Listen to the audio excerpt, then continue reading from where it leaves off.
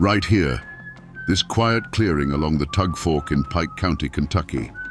It doesn't look like much now, just some scattered foundation stones and a cold, lonely chimney swallowed by the woods. But if you stand here at dusk, when the fog rolls up from the river, you can almost feel the chill of a history that refuses to be buried. Here, where all you hear is the wind in the pines, more than a century ago, the silence was shattered by fire and gunfire.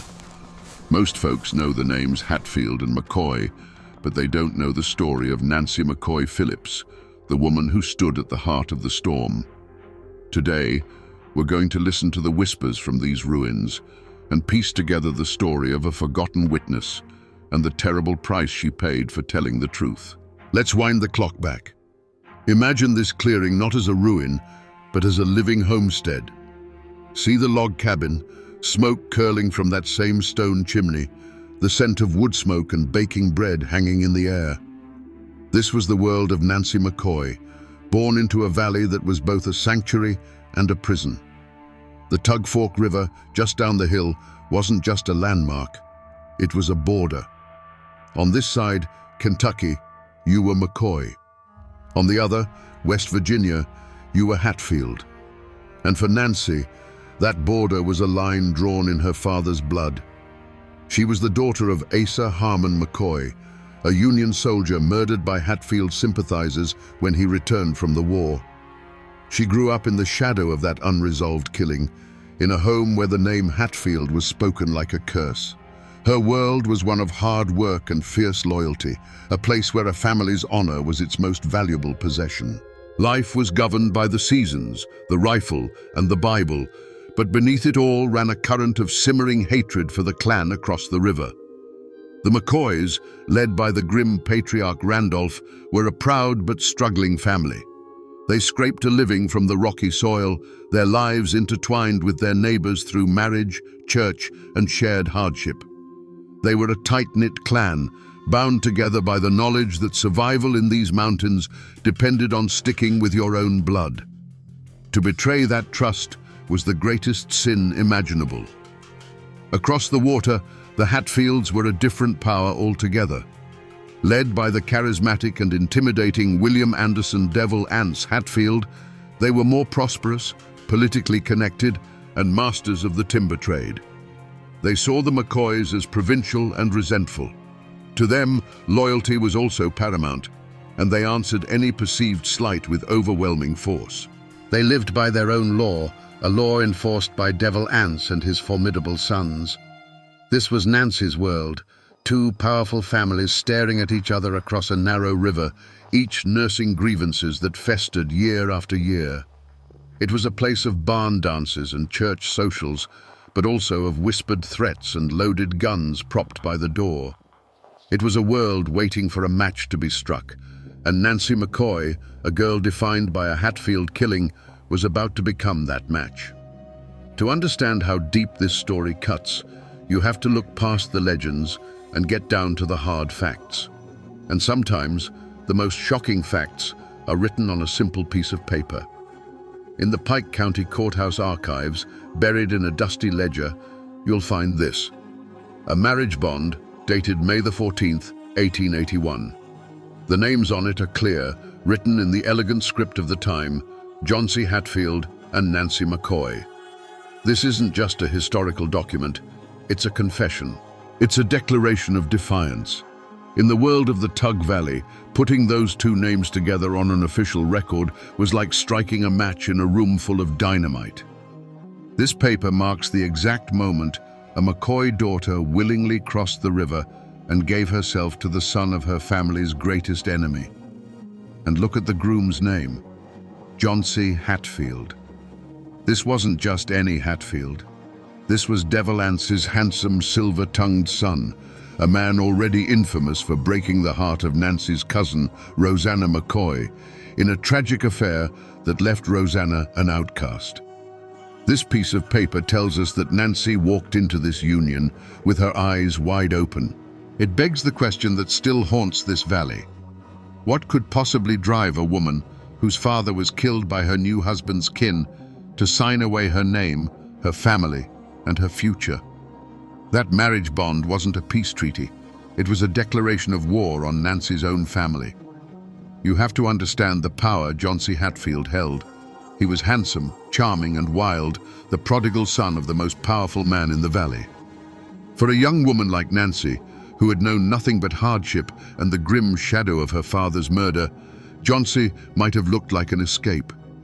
He represented a world with more money, more freedom, and perhaps a life beyond the endless cycle of McCoy grief. Whether it was true love or a desperate gamble, she made her choice. The moment her signature dried on that marriage bond in the Pikeville courthouse, the door to her old life slammed shut forever. To her father, Randolph McCoy, and the rest of the clan, this was the ultimate betrayal. She hadn't just married a Hatfield.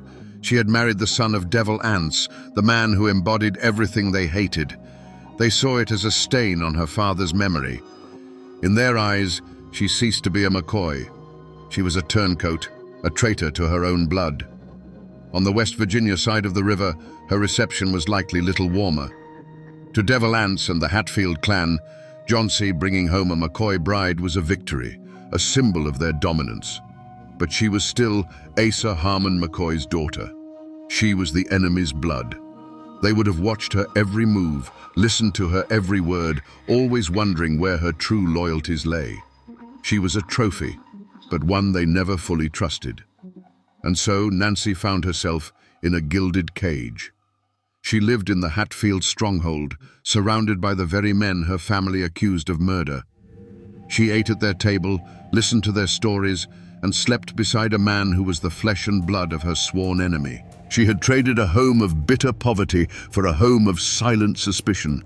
She was a woman without a country, caught in the no-man's land between two warring armies. The seeds of conflict weren't just being sown around her, they were being planted right in the heart of her own home. The paper trail of court records and marriage licenses can only tell you what happened. It can't tell you why. For that, you have to talk to the people who have kept the stories alive, the ones passed down from father to son, from mother to daughter. In a small house just outside Pikeville, I met a local historian whose family has lived in this valley since before the feud ever had a name. He's a man who has spent a lifetime separating fact from folklore, but he understands that sometimes the folklore holds the deeper truth. He laid out the official timeline of the feud with the precision of a scholar, speaking of land disputes and Civil War animosities. But when I asked him about Nancy, he leaned back in his chair and a different look came into his eyes. "The books will tell you the feud was about honor and property," he said, his voice low. "But down here, we know most wars start in the heart. And Nancy's story, that's a story of a heart broken twice." He explained that the official record states that Nancy's conscience was awakened by the sheer brutality of the New Year's night massacre of 1888, when her Hatfield in-laws burned her family's cabin and murdered her kin. And that's true, I'm sure, the historian said. But there's another story, one you won't find in any book. It's the story my grandmother used to tell. According to the whispers passed down through his family, Nancy's testimony wasn't just an act of justice, it was an act of revenge. John Hatfield, for all his charm, was a notorious philanderer. The story goes that by 1888, he had already begun casting Nancy aside for other women, openly humiliating the wife who had sacrificed everything for him. She was left alone for weeks at a time, a McCoy outcast living in a Hatfield house, serving a husband who no longer wanted her. In that context, the New Year's massacre wasn't just an attack on her family, it was an attack by the very people who protected and enabled the man who had betrayed her. Her choice to testify was no longer just about loyalty to her murdered cousins. It was the desperate act of a woman who had been betrayed by her birth family, and now scorned by the man she had chosen over them. She had absolutely nothing left to lose. And in these mountains, a person with nothing left to lose is capable of anything. The breaking point came on a night so cold, the trees themselves seemed to groan under the strain. It was New Year's night, 1888. A cold that had nothing to do with the weather had settled over the Tug Valley. Warrants were out for Devil Anse and his sons for the execution of the 3 McCoy boys years earlier. The law was closing in, and the Hatfields decided on a final, terrible solution. Wipe out Randolph McCoy and his family, and cut the head off the snake for good. Under a black, moonless sky, a posse of Hatfields, led by the merciless Jim Vance and Cap Hatfield, crossed the frozen mud of the Tug Fork. They moved like ghosts through the Kentucky woods, their faces grim, their intent absolute. They weren't there for a fight. They were there for an extermination. They surrounded Randolph McCoy's small cabin, the same cabin Nancy had grown up in, and waited. The family was inside, asleep, unaware that their world was about to end. The first sign of trouble wasn't a gunshot, but a flicker of orange against a window pane. The Hatfields had set the home ablaze. The family awoke to a nightmare of smoke and heat, the crackle of burning timbers their death knell. Randolph knew what was happening. He grabbed his rifle. The choice was stark: burn to death or face the guns waiting outside. He yelled for his family to run for their lives. As the cabin door burst open, the night erupted. Alifair McCoy, one of Nancy's cousins, ran from the inferno, her hands raised, pleading for her life. A shot cracked in the frozen air, and she fell silent on the frozen ground. Her brother Calvin, trying to provide cover fire, was cut down in a hail of bullets. Their mother, Sarah, rushed to her daughter's side and was met not with a bullet, but with something worse. She was beaten mercilessly with a rifle butt, the sound of the blows echoing in the night, a brutal punctuation to the slaughter. Old Randolph himself, by some miracle, slipped away into the darkness, a hunted animal, leaving behind the ruins of his home and the bodies of his children. Back in West Virginia, in a lonely cabin, Nancy McCoy Hatfield waited. Perhaps her husband Johnsy was out with the raiders, or perhaps he was simply gone, chasing another woman, as the family story suggests. Either way, she heard them when they returned. She would have seen the feverish excitement in their eyes, smelled the acrid scent of gunpowder and wood smoke that clung to their clothes. She would have heard the boasts, the grim accounting of the night's work. In that moment, everything broke inside her. The slow poison of Johnson's infidelity fused with the fresh, raw agony of her family's murder. The men who had just butchered her kin were her husband's family, the clan she had sacrificed her own blood for. The betrayal was absolute, coming from both the man she had married and the family she had joined. The love, the hope, the desperation that had driven her across the river, it all burned away, leaving behind only a cold, hard core of resolve. There was no going back now. The war was no longer between Hatfield and McCoy. It was inside Nancy herself, and she had just chosen a side. This is the old Pike County Courthouse in Pikeville. It's still here, a stoic brick building that has watched over this town for more than a century. Tourists walk past it every day, maybe admiring the old architecture, but few understand the sheer weight of the history soaked into these walls. This building isn't just a landmark, it's a monument to the day the law finally tried to tame the feud. It was a battlefield, but the fighting wasn't done in the hollows with rifles. It was done in a courtroom with testimony. You have to picture it. In 1889, this square would have been a sea of tension. Bearded, armed men from both sides of the river would have crowded the streets, their eyes full of suspicion and hatred. The feud had been brought indoors, but the threat of violence was so thick you could taste it in the air. Every man in that courtroom was loyal to one side or the other, and they were all waiting to see if Kentucky law was strong enough to hold back the tide of blood vengeance. And right here, in a room just behind these tall windows, stood the witness stand. That small, elevated chair was the focal point of the entire war. This is where it happened. The climax of Nancy's story wasn't in a burning cabin or a midnight raid. It was in the suffocating silence of a courtroom, where the only sound was the scratching of a clerk's pen. The weapon that would decide the fate of the Hatfield clan wasn't a Winchester rifle or a Colt revolver. It was the voice of a single betrayed woman. Imagine walking into that courtroom. The air was thick with a century of bad blood, so heavy you could barely draw a breath. On one side of the room sat the Hatfields, stony-faced and armed. On the other, the McCoys, their eyes burning with a righteous fury. And into this deafening silence walked Nancy. She was a McCoy by birth, a Hatfield by marriage, and at that moment, she was an enemy to them all. Every eye in that room followed her as she made the long walk to the witness stand, her footsteps echoing on the wooden floor. She was utterly and completely alone. When she placed her hand on the Bible to be sworn in, a quiet ripple went through the crowd. The court clerk asked for her name. Her voice, clear and steady in the stillness, answered, "Nancy Hatfield." The name hung in the air, a final bitter acknowledgement of the life she was about to destroy. She was claiming the name of the very men she was there to condemn, a final cutting act of a bond being severed. The prosecutor began his questions, his voice calm and methodical. He asked her about the night of the fire. He asked her who was in her home.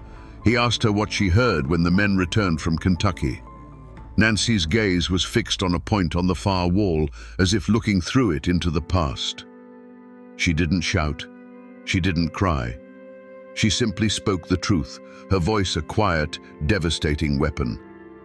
With each name she uttered, a new wave of shock silenced the room. She did not describe the chaos of the raid in graphic detail. She didn't have to. She simply drew a map for the jury, placing each man at the scene of the crime. When she spoke the name of Cap Hatfield in connection with her cousin's death, a stillness fell over the room so complete you could hear a man's sharp intake of breath from the back row. Her words weren't bullets, they were axes, chopping down the family tree she had married into, one name at a time.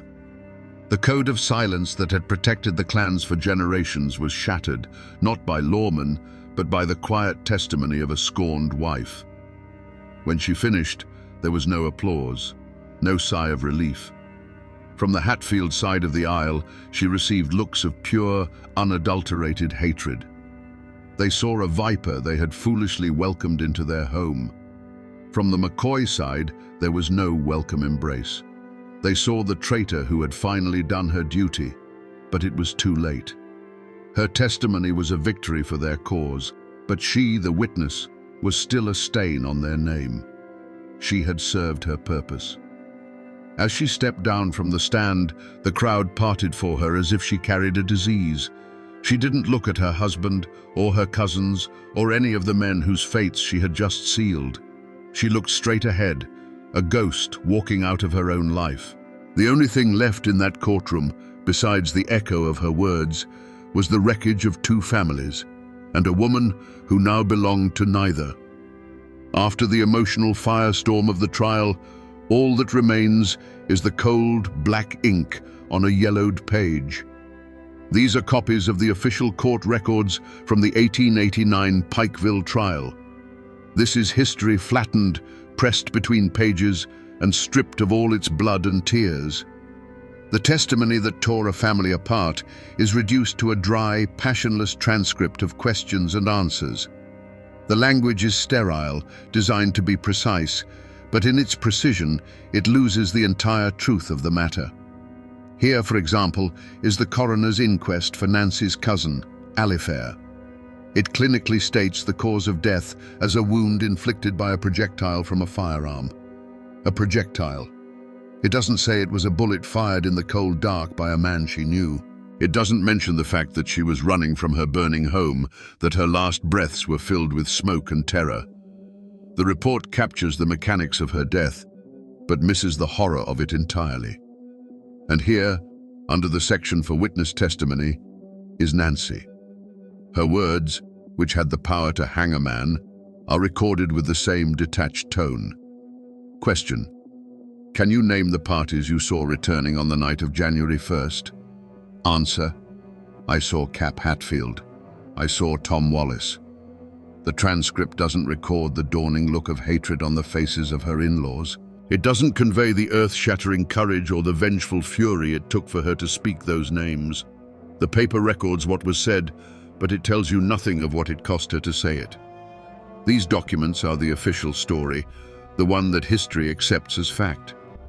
But reading them is like looking at a photograph of a bonfire and trying to feel its heat. The real story isn't in the neat lines of ink. It's in the spaces between them, in the humanity that the official record is designed to ignore. And yet, these cold, sterile words had the power of life and death. They were the legal instrument that would bring the law's terrible justice down upon the Hatfields. Nancy's words were no longer just testimony, they were hunting dogs let loose in the West Virginia hills. Armed with her insider account, the law, which for so long had been a distant rumor in these mountains, arrived with iron shackles and Kentucky warrants. Frank Phillips, a relentless bounty hunter and, ironically, a future husband to Nancy in a brief, doomed marriage, led posses across the Tug Fork.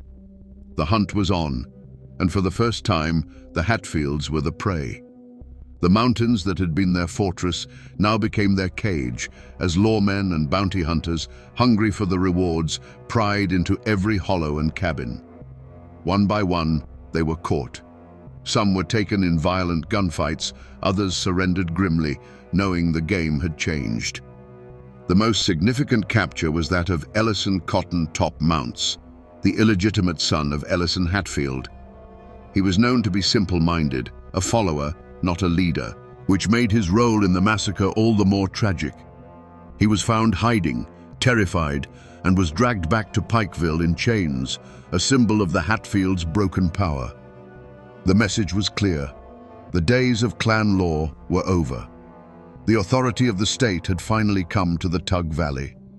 The trial that followed was a spectacle of raw legal force. With Nancy's testimony as its unshakable foundation, the prosecution built its case brick by bloody brick. The Hatfield defense, based on clan loyalty and denials, crumbled against the word of a woman who had been on the inside. The jury, made up of men who understood the ways of the mountains, deliberated for hours, the weight of a generation of violence on their shoulders. When they finally filed back into the courtroom, the silence was so deep it felt like the bottom of a well. The foreman stood, a simple farmer holding a piece of paper that would end a war. He refused to look at the Hatfield side of the room as he read the verdicts. Guilty. The words struck like a hammer again and again for 8 of the defendants. Guilty of arson, guilty of murder, life in prison for most, a sentence that would see them die far from the mountains they called home. But for Cotton Top Mounts, the jury and the judge reserved a different fate. Based on Nancy's testimony and other evidence that placed him as a key aggressor, the verdict was absolute. The judge's voice was cold and steady as he sentenced him to be hanged by the neck until dead. A wave of shock and fury rippled through the Hatfield benches, while a grim, quiet satisfaction settled over the McCoys. It was done. Nancy's words, spoken in that quiet room, had been forged by the law into a noose. The feud would now have its only official, state-sanctioned death. The cycle of vengeance was finally, brutally, being broken by a force greater than any clan. To see the end of this story, you have to come to the graveyards. Here in Sarah Ann, West Virginia, is the Hatfield family cemetery. At its head stands a life-sized marble statue of Devil Anse, looking out over the hills he once ruled. He died a free man in his own bed, and his grave is a landmark. Over in Pikeville, Kentucky, you can find the grave of Randolph McCoy, a proud monument to the patriarch who lost so much. The powerful men, the leaders of the clans, are remembered in stone. But what about Nancy? To find her, you have to search. There is no statue, no grand headstone. After the trial, she was cast out, a ghost in her own life. She married Frank Phillips, the bounty hunter, but it didn't last. She was a woman who belonged nowhere, and her final years were a slow fade into poverty and sickness. She died of consumption around 1901, alone. Her grave is the final, heartbreaking testament to her life. For decades, it was believed to be unmarked, lost to the weeds and the passage of time, a silent patch of earth for the woman whose voice had once shaken these mountains. A simple modern stone marks the supposed spot now, placed there by descendants long after the fact, but it only highlights the century of anonymity she endured. The woman whose testimony was the most powerful weapon in the feud was given the quietest possible end. They all lie in the same Appalachian soil now, the killers and the killed, the witnesses and the judged. But standing here, you can't help but feel the profound injustice. The men who drove the war are immortalized, while the woman who brought the justice was erased. The law's final word came on a cold February morning in 1890. A public gallows had been built in Pikeville, a grim new landmark for a town that had seen enough death. A crowd gathered, their faces a mixture of morbid curiosity and grim satisfaction. This wasn't a mountain killing in the dead of night. This was justice, performed in the open for all to see. Ellison Cotton Topmounts was led to the scaffold. He was the scapegoat, the symbol, the price the Hatfields would pay in blood for the New Year's massacre. The trapdoor fell, and in that instant, the feud, as an open war, came to an end. For the other convicted Hatfields, their fate was a different kind of death. They were shackled and put on a train, sent away from the mountains to a state penitentiary in Frankfurt. For men who had only known the freedom of the hollows, a stone cell was a fate worse than the gallows. They would grow old and die looking at brick walls, their names becoming cautionary tales whispered back home. And what of Nancy? She had won. She had brought the law down on the men who murdered her family. But victory felt like ashes in her mouth. Her husband, John C. Hatfield, humiliated and enraged, turned his back on her for good. He cast her aside without a second thought and soon found a new, younger bride, continuing his life as if Nancy had never existed. To the Hatfields, she was no longer just a McCoy. She was Judas, and her life wasn't worth a spent shotgun shell on their side of the river. The McCoys, though they had used her testimony, kept their distance. She was still the woman who had laid with the enemy, a living reminder of a betrayal they could not forget. She was utterly alone, an outcast in the only place she had ever called home. She drifted, a woman haunted by what she had seen and what she had done. The feud's fire had been put out, but she was standing in the smoldering ruins, and the ground was still hot to the touch. Her life became a long, slow walk toward the unmarked grave that was waiting for her, a final chapter of poverty and sickness. The long shadow of the feud had fallen, and for Nancy, there was no place left to find the sun. Even today, more than a century after the last shot was fired, the story of Nancy McCoy is not a settled matter. In the diners and post offices of Pike and Mingo counties, her name can still change the temperature of a room. Was she a courageous witness who stood for the rule of law, or was she a scorned woman who weaponized the courts for personal revenge? The answer, it seems, depends entirely on who you ask. If you talk to those who hold the McCoy version of history, they will tell you she was a hero. In their eyes, she was a woman whose conscience was awakened by an act of pure evil. They see her testimony as an incredible act of bravery, a moment when a person chose moral justice over the ironclad and often toxic loyalty of the clan. To them, Nancy is the tragic figure who, despite her own terrible choices, found the strength to break the cycle of violence and stand for what was right, even though it cost her everything she had. But you cross the river into West Virginia, into the old Hatfield territory, and you will hear a very different story. They'll tell you that Nancy's testimony had little to do with justice and everything to do with vengeance. They'll remind you that John C. Hatfield was a handsome devil who never stayed with one woman for long, and that he had already cast Nancy aside. In this version, the trial was not about avenging her murdered cousins. It was about destroying the family of the man who had publicly humiliated her. She was a woman scorned, and her fury reshaped the course of the feud. So, what is the real truth? Was she a righteous witness or a vengeful wife? The honest answer is that we will never know. The heart is a complex and mysterious place, with enough room for both a thirst for justice and a desire for revenge. Perhaps her decision was born of both. Her outrage at the murder of her kin could have been the spark, and the cold reality of her husband's betrayal the fuel that turned it into an inferno. The only thing that is certain is that Nancy's legacy remains as divided as the land she once lived on, a testament to the fact that in these mountains, the truth is often just a story told from one side of the river. In these old mountains, the hard edges of history get worn smooth by time until a person's life becomes a story, and a story becomes a legend. Nancy McCoy Phillips, the historical woman, is gone, but her ghost, in more ways than one, still haunts this valley.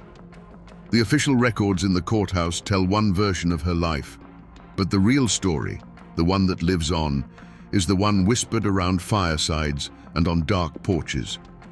It's a haint tale, a cautionary story about the price of crossing lines that were never meant to be crossed. They say that on cold nights, when the mist rises off the Tug Fork so thick you can't see the other side, you can sometimes see a figure wandering the Kentucky bank near the spot where Randolph McCoy's cabin burned to the ground. It's the spirit of a woman, they say, not angry or vengeful, but filled with a sorrow so deep it chills the air around her. She is forever searching, looking for the family that disowned her and the home that cast her out. They say it's the ghost of Nancy, a woman who belonged nowhere in life, and so belongs nowhere in death, forever trapped between the two worlds she tried to straddle. This is how the mountains remember.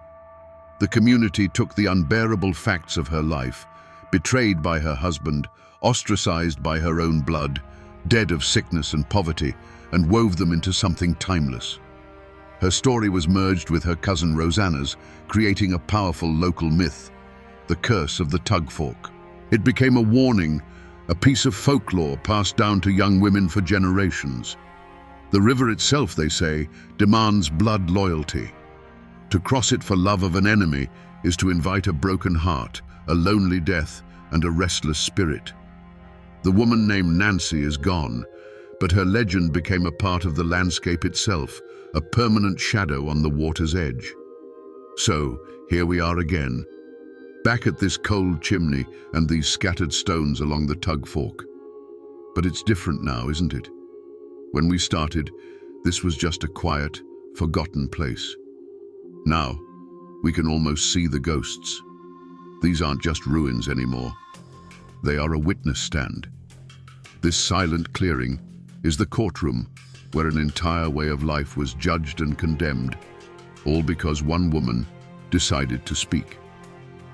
The story of Nancy McCoy Phillips is a brutal lesson in the cost of truth. She was a woman who made a choice for love, and then another for justice, and was ultimately destroyed by both.